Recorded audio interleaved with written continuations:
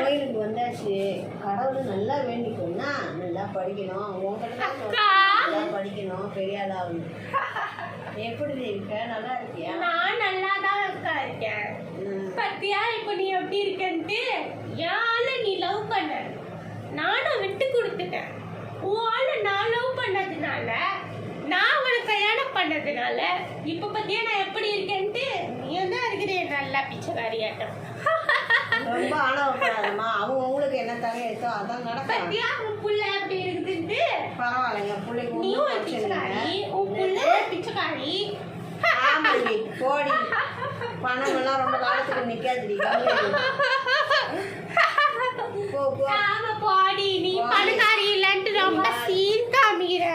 Hello guys, இந்த video உங்களுக்கு பிடிச்சிருந்ததுன்னா லைக் பண்ணுங்க, ஷேர் பண்ணுங்க, கமெண்ட்ஸ் பண்ணுங்க.